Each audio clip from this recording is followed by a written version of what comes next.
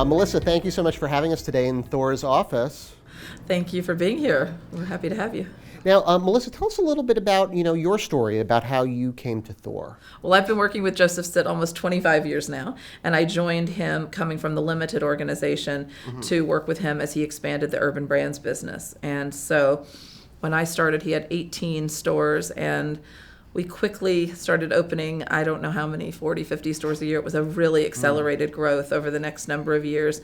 And I had a great time and really enjoyed being a part of handling operations and store management with him, as well as building the platform with the team.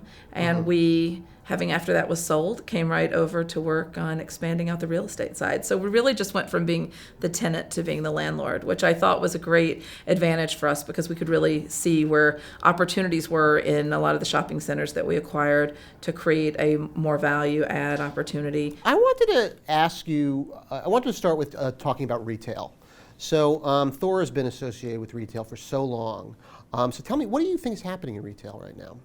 I think retail's going through a lot of change right now, but I think it's strong. I think it's here to stay, and I think it's just what retail looks like today is very different probably than where it was 10 years ago, and it'll be very different 10 years from now. And the reason I say that is we have a lot of change going on. We have established retailers that are figuring out how to do business more efficiently with the e-commerce platform, how they can fulfill product, how they can operate in smaller footprints, and how they can, I think, work more profitably with less stores. At the same time, you have consumer products that are arriving on the scene, and they're bringing a lot of interesting retail opportunities to the high streets. Examples being the Dyson products of the world, the automobile products that you're seeing. Now all of a sudden you're seeing automobiles on prime high streets. We're also seeing that restaurants and retail food outlets are becoming very big players, and that doesn't even touch on what the opportunities that are coming out with Clicks to Bricks, which is the e-commerce businesses that are born on the internet, but that are also realizing that to expand their customer base and to really grow their businesses, they need to put a prime retail presence in either high streets or the A shopping centers throughout the U.S. So, what about Fifth Avenue retail specifically? Well, you're hearing a lot about Fifth Avenue vacancies, just like Madison Avenue. I think those are a lot of buzzwords out there. But at the same time, I think that we're seeing that deals are getting done. I think that the landscape has changed a little bit, but I think everyone's very confident that Fifth Avenue will always remain Fifth Avenue, and that it will be buoyant, and that these open spaces are filling up, and we're seeing more and more leasing going on. For us, we were very excited to have had the Lululemon in our space, and that was a great, I think, success for them and for us. They've ultimately taken another location, but it opened the door for us to bring in a new tenant, and that is Club Monaco, and we're excited about having them in our stores. You guys recently did this Godiva Caf. Yes. So whose idea was that? How did that idea come about? Well, I think Godiva is a genius, quite frankly. I don't know. I think we all love their chocolate, but I think I think a lot of people, a lot of businesses out there today, they're realizing how can they keep their customer and really give them an even more elevated experience. And I don't know what could be nicer than it's not just being in a Godiva store, but sitting there and having a lovely time in their cafe. It'll be amazing, and I think it just continues to create more loyal customer base and a more exciting experience. And for us, we're really looking forward to that opening and seeing more of these types of cafes and opportunities in the future. Now, obviously, Thor has great New York presence, but there's also an international and a national element to this. Tell us a little bit about Thor's, global strategy.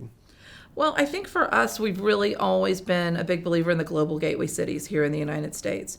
First and foremost, that's where we've had our biggest footholds. And we also have always been very bullish on the Mexico market and have worked very hard there acquiring real estate as long as 13, 14 years ago, acquiring our first property there. And we've built what we're very proud to say is a great platform in Mexico, where we're doing some of the largest scale developments. We have the Ritz-Carlton in downtown Mexico City going up, a number of lifestyle and office complexes in really wonderful areas in Guadalajara, as well as working at with the new newly opened Cabo, which is the Montage. So there's a lot of great things that are going on in Mexico. We have a team on on the ground, a hardworking team that really is doing some incredible developments. And in Europe, we're also in some of the global cities in Western Europe, and where we have been also doing a great job, I think, in acquiring and executing on a value add strategy there. Tell us how Thor got, like, why Thor loves Mexico. Well, I think that it started like I said, it started really, pretty far back when Joe himself was visiting the Mexico City market and had an opportunity to spend some time on the Mazarik shopping, streets. And really, again, Joe's a real visionary. He likes to, I think he can really see opportunities. And for him, coming back from there, I think one of the first things he said is, this isn't really a walking street right now, but it's going to become one. Do you guys keep a close eye on U.S.-Mexican relations? And Well, I mean, I think it's important to understand, obviously, anytime you have that big of an investment in another country, but we're really confident about the relations, and we're super optimistic about the future of the U.S. and Mexico. Real estate seems like such a male-dominated field. There's so many like top landlords and stuff. So many male names that you see.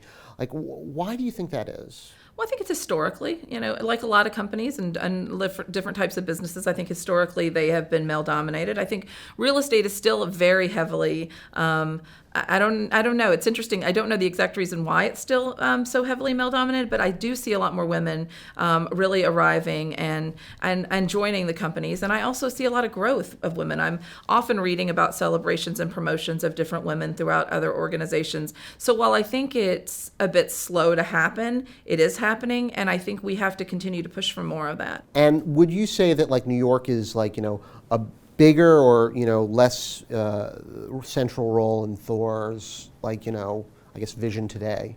I think that we are New York based, and I think we're New York, I think New York will always play a part in what we're doing. If you look at our portfolio right now, and as far as activity levels go, we're active here in New York. I feel like we'll always be active in New York to some capacity. I think that it really just depends, on what's going on in New York at the time. There's been times we've been more active, less active, and in times we've picked up more activity in areas like Houston or Chicago, Miami, and then come back into New York. So I think the answer is really just depends on where the opportunities are. That's what we're driven for, and that's really what will make our decision. But we're here on the ground. Our boots are on the ground here, so trust me when I tell you that we're always looking. Well, Melissa, thank you so much for having us today. It was a real pleasure.